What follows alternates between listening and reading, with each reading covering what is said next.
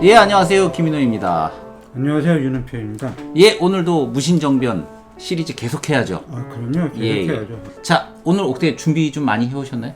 그 나름대로 좀 준비를 좀 하려고 노력을 했습니다. 예. 어떻게 될지는 몰라요. 아, 이거 노력만 갖고 안 되는데. 실제로 보여주셔야 되는데. 뭐 제가 뭐 주된 어떤 그 인원은 아니니까요. 아, 이거 무슨 말씀을. 어디까지는 뭐 교수님이 주도를 하시고. 근데 이거 도대체 원래 김인호 선생이 주도였는데 아니, 지난 편은 사회만 보고 윤은표 선생님이 다 얘기하고 아니, 어쨌든. 그리고 끝에 말씀은 저는 이렇게 도와드렸습니다. 예.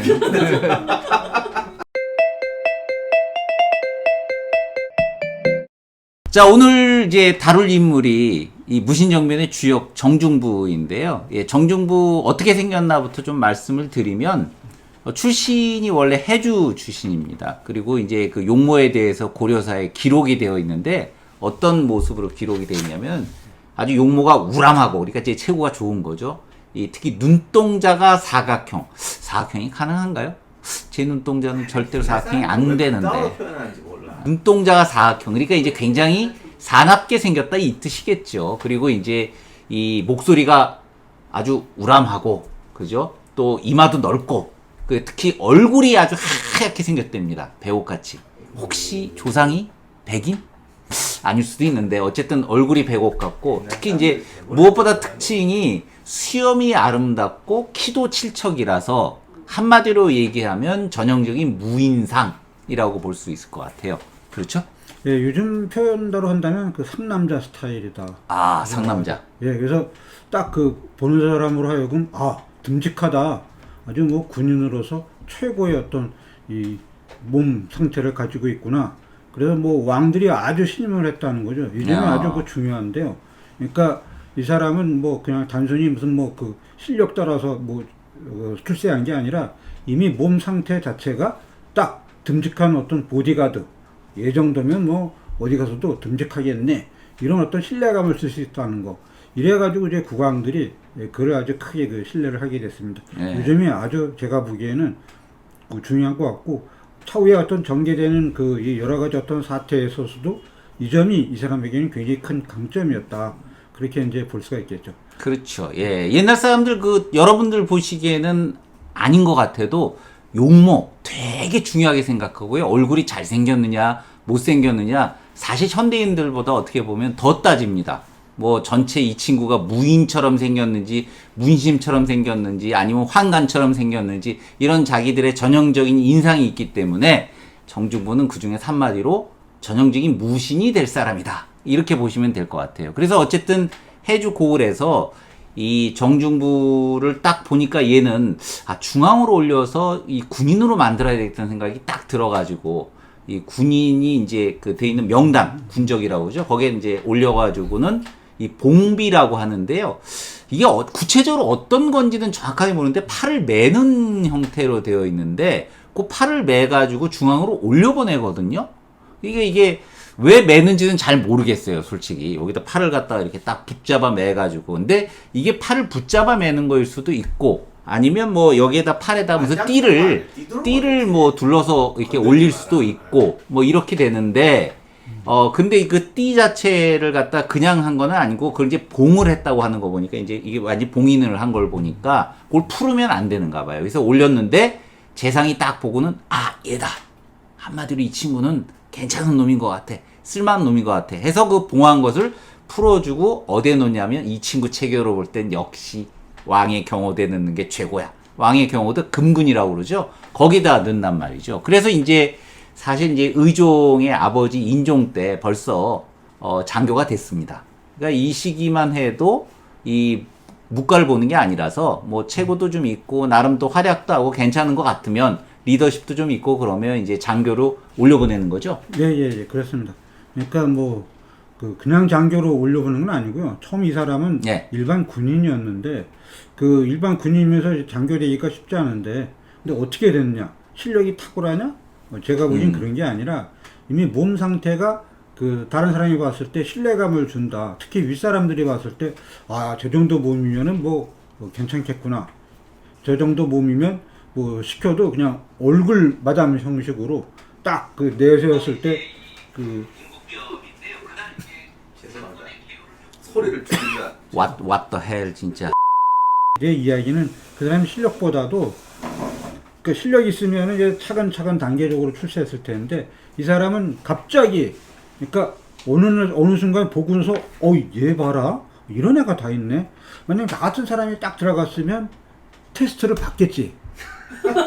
테스트를 해봐도 무신에서는 땡입니다. 아니 뭐 시라손이 저걸 보니까 그 친구는 굉장히 그 체구가 작았다는 거야. 네, 그런데 맞아요. 네. 하늘을 막 날랐다 네, 냈다는. 네. 그 보기 전에는 안 믿어야 되잖아.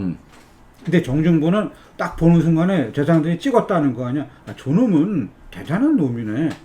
이게 이제 이 정중부의 어떤 출세 나중에 어떤 정예 과정에서 굉장히 중요했다는 거지. 그러니까 검증을 안 해도 이 사람은 이미 그 왕의 경호대 대장으로서의 충분한 어떤 가치가 있다. 이거를 그냥 한눈에도 딱 드러날 정도였으니까 당신 보고 조선 사람, 고려 사람, 조선 사람이 굉장히 작았다는 거 아니에요. 체구가 형편없었는데 정중부는 아마 다른 사람보다도 한 배 정도는 우람했던 것 같아요. 당당하고. 그러니까 딱 보는 순간에 너는 됐어. 이게 이제 높은 사람들이 찍었다는 거잖아요. 요즘이 매우 중요하다라고 저는 아주 강조하고 있습니다. 자, 그러면 당시 문신들이 무신들을 차별했다고 그러는데 왜 차별을 했을까요, 도대체? 뭐 간략하게 좀 떠오르시는 대로. 기본적으로 말한다면 문신들은 자기네들은 네. 실력을 이미 검증받아 가지고 시험을 봤기 때문에 그렇죠. 자기들은. 그다음에 이제 또 하나 아주 중요한 게 이른바 음서라고 해서 집안의 어떤 품격이라고 하네. 집안이 굉장히 뭐랄까 좋으면 덕분으로 이제 출세하는 경우가 많이 있는데 결국 문신들의 주력은 자기의 어떤 실력을 테스트해 가지고 검증을 받아서 들어온 사람과 아니면 이제 아주 명문 거족의 자제, 이 두 가지가 제일 중요한 거 아니겠습니까? 현대에서도 마찬가지죠.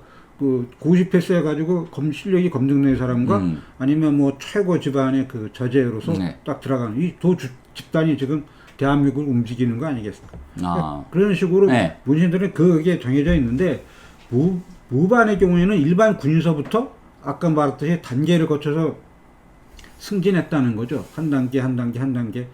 그러다 보니까 구체적으로 어떤 검증할 수 있는 그런 길이 별로 없었다. 그래도 전쟁이 일어나면 검증은 좀 되잖아요. 전쟁이 일어날 때 최고 지휘관은 당연히 문관들이 최고 지휘관이 됐습니다. 그랬죠. 고려에서의 어떤 특징적인 현상이고 조선도 마찬가지예요.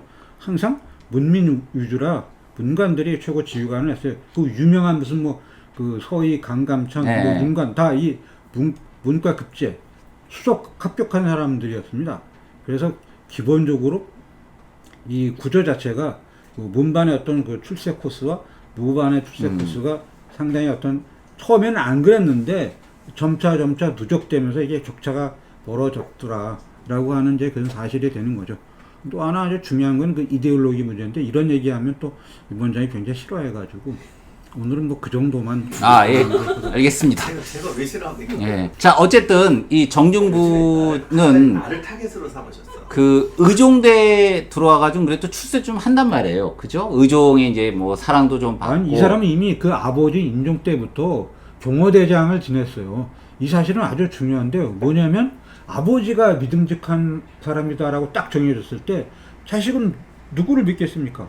저 사람은 이미 어렸을 때부터 경호대 책임자로 있으면서 쭉 일을 했기 때문에 나도 그냥 믿고 쓰는 거죠. 그런 거는 어떤 왕조 국가에서 이 경호대장은 함부로 바꾸는 게 아닙니다. 위험하죠. 자, 어쨌든 이게 의종은 사실 정중부를 좀 아끼는 부분들이 굉장히 있었는데 그런 대표적인 사건이 하나 벌어졌어요. 정중부가 수창궁의 이 북종문을 어사대가 문을 폐쇄를 시키라고 했는데도 불구하고 자기 마음대로 살짝 드나들다가 딱 걸렸거든요. 이 처벌을 받아야 되는데 의종 요구를 살짝 봐줍니다. 그 이유가 뭘까? 물론 기록에는 나와 있지는 않지만 보나마나 얘가 여기를 왔다 갔다 했던 건 제가 볼 때는 의종의 개인 심부름으로 왔다 갔다 했을 가능성이 커 보이거든요. 그러니까 의종이 이 얘를 좀 봐줘라 이렇게 얘기를 한 거고, 개인 심부름을 시킬 정도면 뭔가가 굉장한 신임을 받고 있다 이렇게 봐야 될 것 같아요.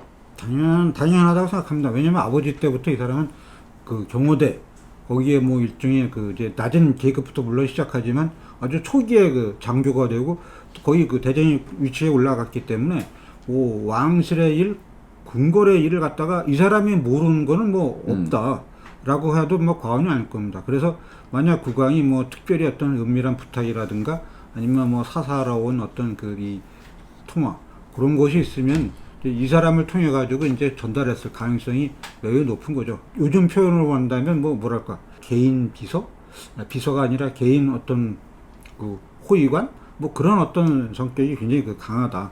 요것이 어떤 쿠데타에 굉장히 중요한 역할을 하는데 뭐냐면 네. 정중국만큼 궁궐 사정에 대해서 완벽하게 네. 파악하는 사람은 없었다. 다시 말해서 이 사람은 커온 것이 궁궐 내부, 궁성 내부에서 컸어. 그러니까 쿠데타 하는데 이 사람의 도움을 받지 않으면 안 돼. 왜? 모든 것을 샅샅이 알고 있었기 때문에.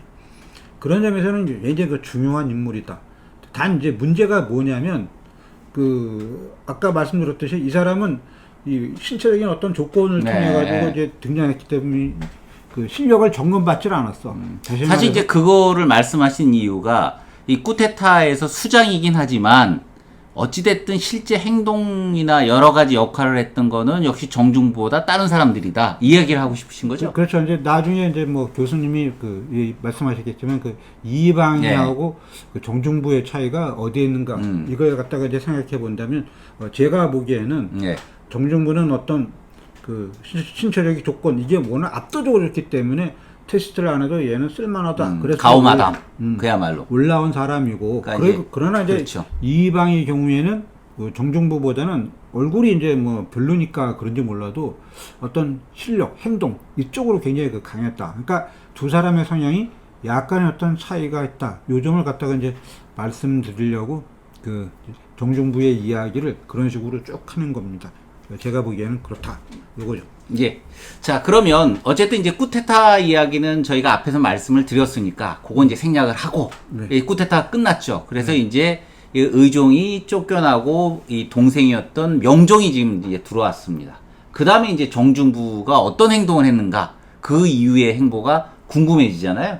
그 이야기를 좀 해보죠. 어쨌든 간에. 자, 정중부 이제 대우를 어떻게 받게 되나요? 그렇게 되면. 정중부는 뭐 어떤 쿠데타의 정변의 어떤 뭐랄까 얼굴 마담으로 네. 이제 전면에 내세웠기 때문에 뭐 출세하는데 뭐 거칠 것이 없습니다. 그러니까 이른바 그 쿠데타 세력이 집권했을 때 일종의 집단 지도 체제가 이제 만들어지는데 네, 그 중방이라고 그러잖아요. 예, 그거를. 그렇죠. 예. 예, 그 그러니까 방이에요, 방. 방인데 장군들이 모이는 방을 중방이라고 불렀어요. 네, 예. 예. 거의 중방에 이제 의장격이 돼가지고 어떤 집단 체력 주제 전체를 갖다가 이제 이끌어가게 되니까 벼슬도 이제 계속해서 이제 오르게 되는 거죠. 그래서 이제 금방 재상이 됩니다. 그러면서 이제 이 사람은 뭐 관직으로 본다면 모든 무신 가운데 좋은 관직, 나중에 이제 그 고려의 어떤 수상이라고 할 수 있는 문화시중까지 쭉 그냥 그 단계적으로 그냥 금방 아마 제일 빨리 출세하지 않았을까? 그런 생각도 이제 하게 되는데. 그래도 그때 되면 벌써 나이가 꽤 됐잖아요, 예, 사실은. 예, 예. 그죠? 이미 뭐 이제 그 아버지 때부터 이미 그 경호대에 들어와서 쭉 있다 보니 벌써 의종도 24년이나 벌써 제위를 해서 쫓아낸 상태라서 본인도 꽤 나이가 좀 들기는 했죠. 그죠? 그러나 이제 문제는 문화시중이 되기 위해서는 그 전에 몇 가지 중요한 관직이 있는데 뭐 정중부는 그걸 아주 빠르게 그냥 뭐 순식간에 순식간에. 그러니까 예. 뭐 그 5.16 그 군사 쿠데타에서 뭐 소장이 뭐 중장되고 대장되기가 뭐 지금은 굉장히 시간이 걸리는데 그 당시에 그냥 순식간에 소장에서 뭐 대장 진급 아니면 그렇죠. 뭐 예. 국가 최고 뭐 재건 뭐 최고위원회 의장 뭐 이렇게 됐으니까 뭐 그런 형태로 그냥 아주 빠르게 출세했다 이렇게 이제 볼 수가 있습니다. 자, 그런데 어쨌든 이 무신들이 쿠데타를 통해 권력을 잡고 나니 이들에 대해서 반발하는 사람들도 생기잖아요, 당연히. 네, 그죠? 네. 그래서 이제 이른바 역정변, 역반란 뭐 이런 부분들이 이제 또 생기기 시작하는데 그 이른바 이 동북면의 총사령관인 김보당이 이제 이 반란을 일으킨단 말이죠. 그죠? 거꾸로. 뭐 그거에 아주 그 중요한 점인데요. 예. 동북면 하면 지금 뭐 그 함경도 쪽 당시로 본다면 어떤 일선지구 아니겠습니까? 그렇죠. 최고 이 앞에.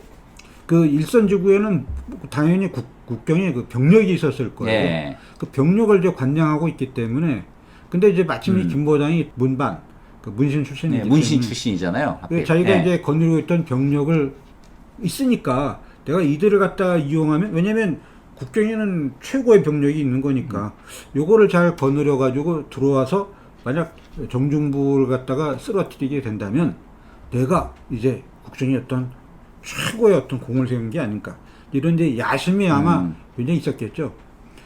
자기 나름대로 아마 그게 굉장히 강했던 인물인 것 같아요. 네. 제가 근데 보기에. 결국 어쨌든 실패를 해가지고 체포가 되잖아요. 이게 이제 큰 사건이 돼버리는데 왜 큰 사건이 되냐면 지난번 그 무신정변 얘기할 때 문신을 얼마나 죽였을까 얘기를 할 때 죽은 사람들이 별로 얼마 안 됐거든요. 그런데 50여 명 그렇죠. 넘었다라고 이제 예. 얘기를 하고 있죠. 그런데 이제 이 김보당 이 사건이 생겨서 김보당이 체포됐는데 김보당을 갖다가 당연히 신문하고 고문을 하니까 하는 얘기가 나하고 관련한데 문신 없어. 전부 나하고 관련돼 가지고 한번 뒤집어 엎으려고 그랬거든. 자, 이것 때문에 이제 난리가 나기 시작하는 거죠. 이 기존에 남아있던 문신들 상당수가 그야말로 그냥 박살이 나는 겁니다.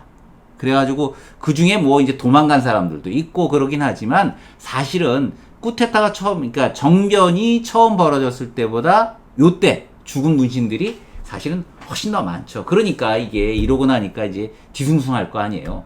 그러니까 이게 그 나중에 말씀드리겠지만 이방이라고 하는 사람이 있거든요. 이게 이방 형이 나서서 야 이거는 안 된다. 이렇게까지 많이 죽이면 나중에 큰일 난다. 자 그러면 안정시킬 수 있는 방법이 뭐냐? 우리들의 아이들을 문신들 아이들과 결혼을 시키자. 사돈관계를 맺게 되면 괜찮을 거다.